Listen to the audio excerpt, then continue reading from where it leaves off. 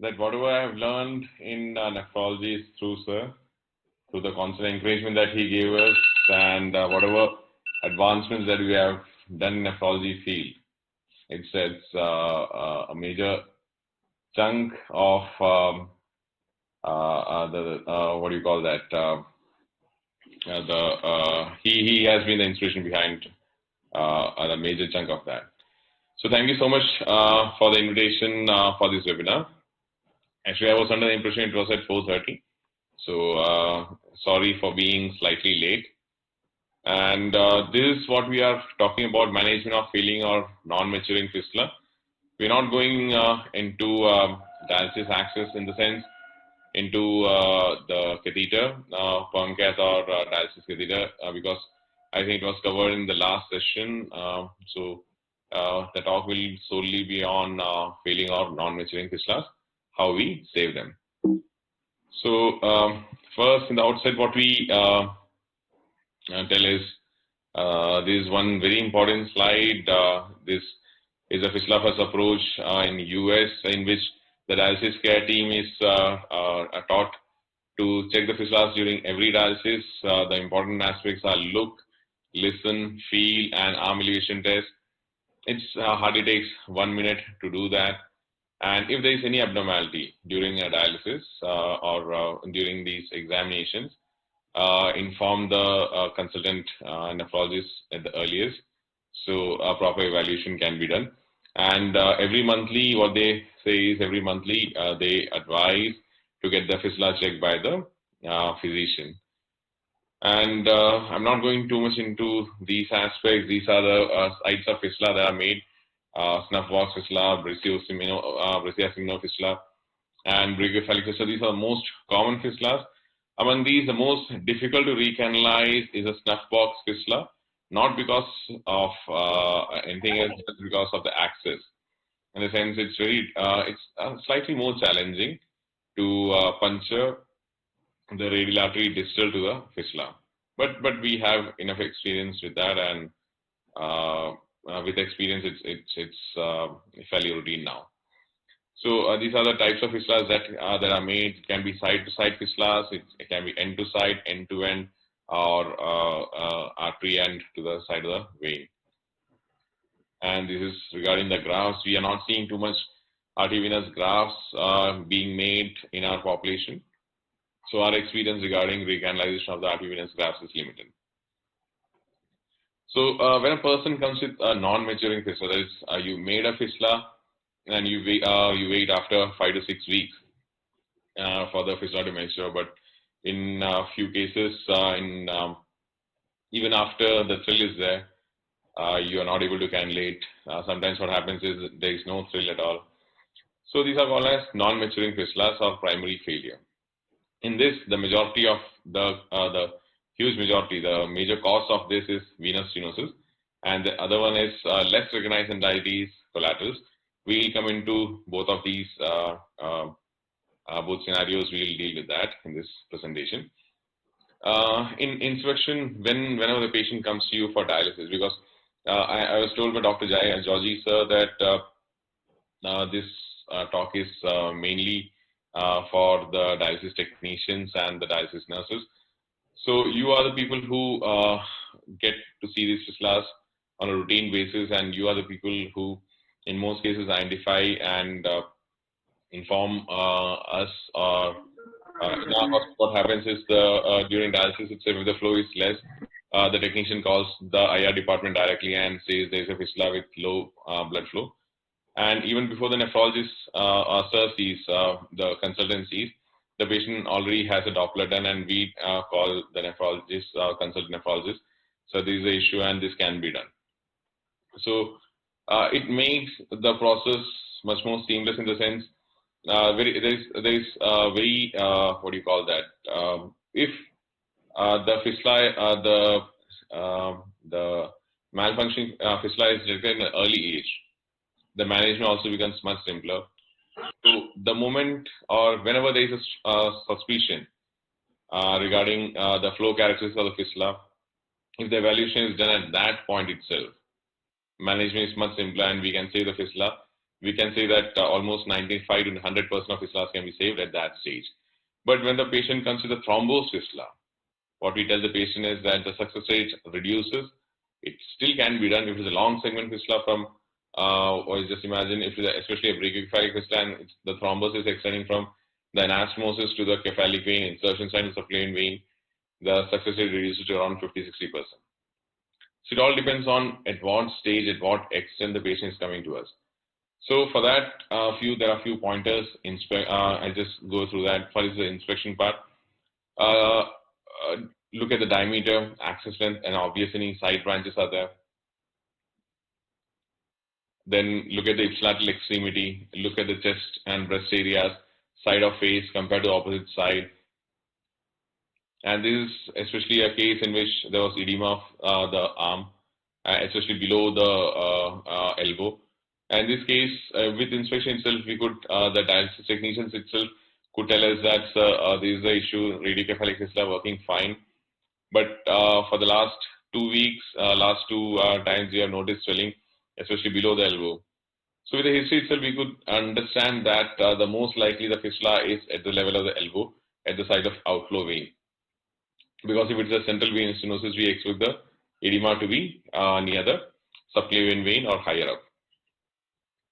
And in this case, this is another case in which we find that the patient has prominent veins in the arm and side of chest.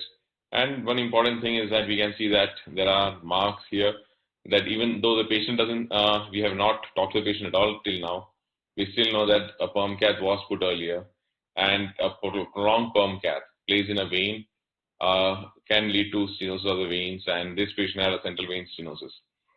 So with this inspection part, you can learn a lot actually what is going on, and you can pinpoint to I'll say precisely what is the level of block or stenosis that you encounter during your interventions.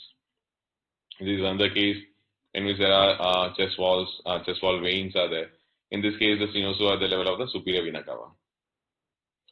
And you can see the collaterals draining into the inferior vena cava across the abdominal wall. Then during dialysis, actually, what we also advise the technicians, and technicians are much more experienced than us in these aspects, in the sense they can tell us that there was there's a pseudosac or aneurysm like bulging of the outflow vein here. And what we tell is always look at any erythema. Erythema means signs of infection there. Aneurysm is not of much, it's not an issue for us unless you directly go and puncture that. If it is increasing in size, definitely it's of concern to us. So we always advise the technicians to avoid the sites of these aneurysmal dilatations while puncturing, and always note the size, whether it's increasing in size. If it is increasing in size, kindly refer earliest so that we can do something about that. And always look at signs of infection, because if signs of infection are there, then it becomes an emergency. And these are the signs of infection. You can see pustule formations, pusses are there. And we had patients actually who were posted for, what do you call that? Posted for embolization, means patient had come with impending rupture of these aneurysms. And we had posted, during evaluation, we sent the patient to the ward to get him prepared. But in the meantime, it sort of ruptured. Then patient had to be rushed to cath lab immediately. And but still the patient could be saved because the staff was very alert. They rushed the patient to the cath lab in around 5-10 minutes, and we embolized in around 5-10 minutes. So all these things are there. So it's very important to understand what are the emergencies, and when you have to refer the person fast. This is a case of vascular steal phenomena. Vascular steal occurs when the fistula is very prominent and the contralateral supply, or not the collateral supply, is not that good. Usually these are seen in cases of brachiocephalic fistula, or in a case of a radiocephalic fistula with a poor ulnar artery supply. So the signs of vascular steal phenomena are that the patient develops bluish discoloration of the bluish or blackish discoloration of the tips of the fingers. The patient has tingling sensation or gangrenous changes are there, pallor, the patient, whenever the patient does something with the hand, there is severe pain. So these are signs of vascular steel phenomena. And even in these cases, there are things that can be done to alleviate the symptoms and to rescue the hand.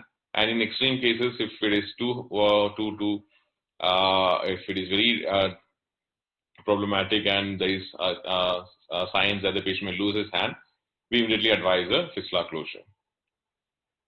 So this is how steel occurs, in which this is a radiocephalic fistula with a ulnar artery, a patent ulnar artery. The flow, because of the prominent fistula, all the flow is reversed and going to the fistula without supplying the hands.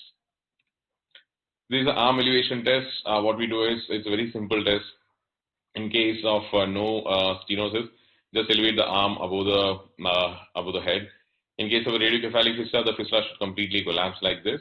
In case of radiocephalic fistula, it will reduce in size.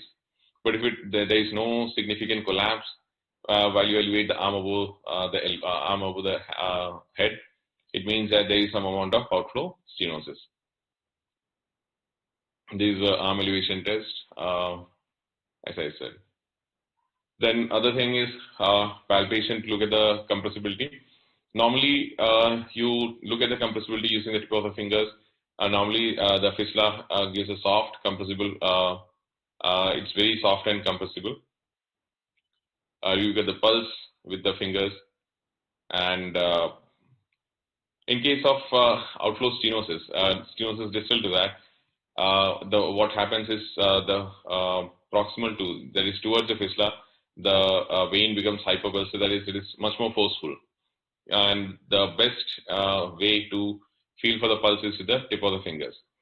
And in case of inflow stenosis, that is artery stenosis or juxtaanasmotic stenosis, the issue is the flow itself to the fistula itself will reduce. So the pulse will be hypopulsed, that is, it is very less. In case of thrombosed fistula, obviously, there won't be any pulse at all. For the thrill, what we suggest is look with the look with the palm, and normal thrill of the fistula is both. It's a continuous fistula. It's a continuous thrill. There is systolic and diastolic both, with a soft background. In case of stenosis, you get a systolic only, localized thrill, which is strong, and distal to the stenosis, there won't be any thrill appreciable. And in case of thrombosis, obviously, there won't be any thrill. There is something known as a pulse augmentation test. There is to evaluate the inflow. Just compress. There are 2 points like this, A and B. Compress the A point to occlude the vein, and just feel for the augmentation, because as we said, if there is a distal stenosis, it becomes hyperpulsatile. And if it is not become hyperpulsatile, it means the inflow itself is reduced.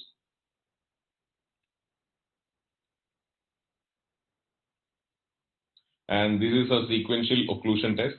This is to evaluate the collaterals. It works on the principle that when you press on the second part, when you press in the distal part of the fistula, the proximal, and feel the proximal part, that it becomes the thrill is gone, in the sense, because you are not, the inflow is obstructed.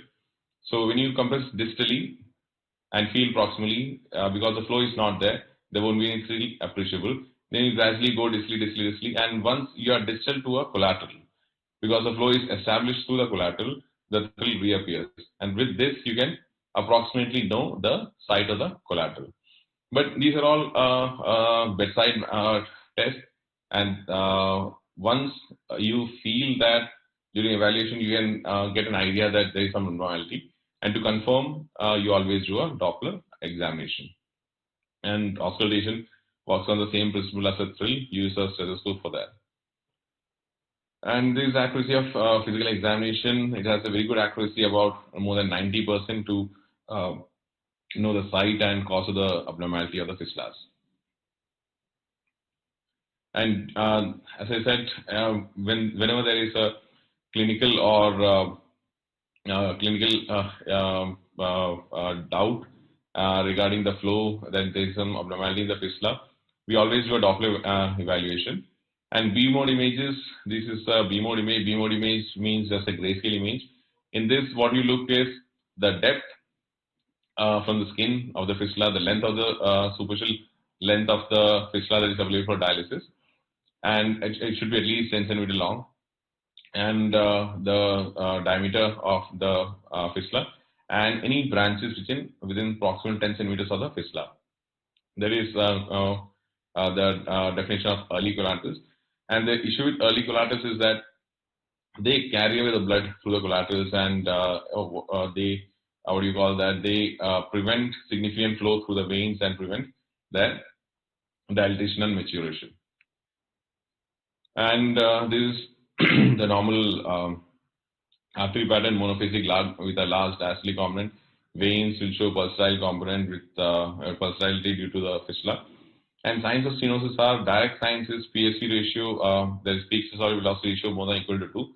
It means choose a normal segment where the velocity and measure the velocity. At the site of stenosis, because the diameter is small, the water gushes through that artery through the normal through that stenos area, and the velocity consequently increases. And if the velocity is more than twice than the normal segment, it is significant.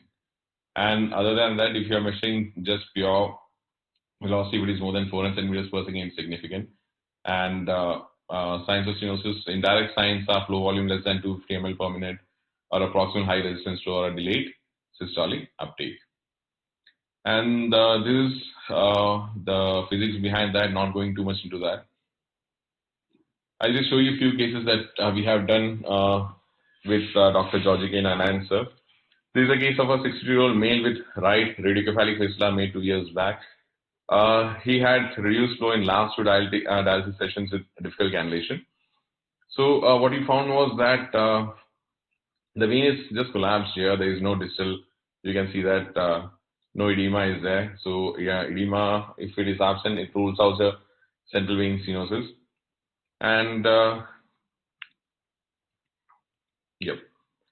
pulse was increased in the anastomotic side, but the thrill was decreased, and suddenly the pulse disappears. So it was a case of Doppler was done. In Doppler, what we found was the juxta-anastomotic. Aliasing was there. Velocity was very high. It was around. You can see that it's around 540 centimeters per second. So in this case, it's a very simple case of inflow stenosis. Inflow means it includes the anastomosis, artery, anastomosis, and juxta-anastomotic component. And in this case, what we did is it was a very simple plasty. You can see this is a narrowest portion, and it opened up after plasty. And post-plasty, there was a good flow. And this is another patient, 6-year-old male patient with right radiocephalic fistula. Poor flow was there with raised venous pressure during dialysis. The patient was immediately referred for evaluation and to see if the fistula was salvageable. So what we found was that the edema, the patient had edematous wrist and forearm up to elbow, with a hyperpulsatile flow in forearm becoming suddenly feeble in the elbow region. You can see there is a sudden cutoff from abnormal to normal, and up to here you could feel the thrill, and the thrill was disappearing in this portion near the elbow. And this is a Doppler evaluation showing a stenosis, outflow vein stenosis at the elbow region. And in this case, we did a plasty, and post-plasty, the edema reduced. And after the edema disappeared, we could take up for dialysis again to the fistula itself. This is a 50-year-old male with history of failed left AV fistula who had underwent failed left AV fistula and underwent right radiocephalic fistula formation 2 months back. On dialysis initiation, thrill was present. However, there was difficulty in cannulation, and he was sent for AV fistula evaluation and left tunnel catheter insertion. On inspection, the veins were poorly developed, non-collapsible on arm elevation, palpable, the pulse was hypopulsatile, thrill was present along with the cephalic up to distal forearm. Augmentation maneuver was poor. And in duplex scan, what we could find was that the draining vein was 3 mm, flow was around 150 to 200 ml per minute. There was uniform caliber of cephalic vein up to its insertion, and visualized subclavian vein during Doppler was good caliber. In this case, actually, because there was a prior history of a right tunnel catheter insertion, we suspected central vein stenosis. And sure enough, we could see there was a tight stenosis in the innominate vein. And the patient was taken for central venoplasty. Central venoplasty usually, almost all the cases we can do via the femoral vein puncture. And in this case also, we took a femoral vein puncture across the stenosis of the catheter. This is a venogram. And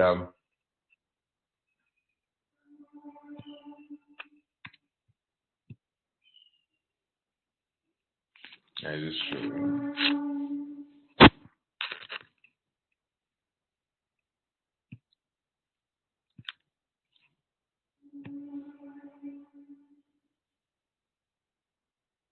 And we'll just take the balloon there and do a plasty. And post plasty, all the collaterals disappeared. And the video is stuck at that level. But plasty was done with good results in this case. And let me tell you, in central venoplasty, we directly don't put stents in the central veins. We always do plasty. And the reason being, even the stents can get occluded. So, and stents are not cheap. And with CKD patients, what we also understand is that most of these patients have all their financial resources drained out because of constant dialysis need, of constant other medications.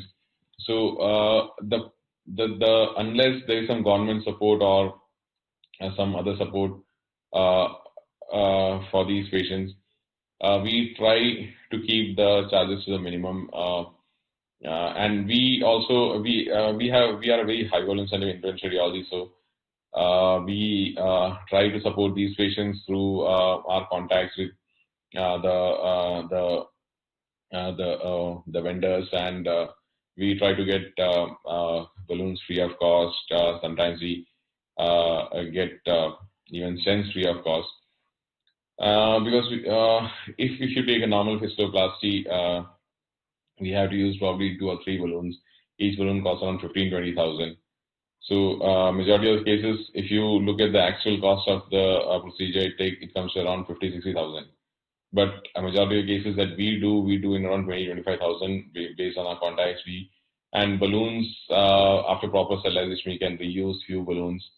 So with all those things, we try to support these patients because we know that we have been told, and we also know that it makes a hell lot of a difference to do a dialysis or a fistula compared to a pump cath or a dialysis catheter.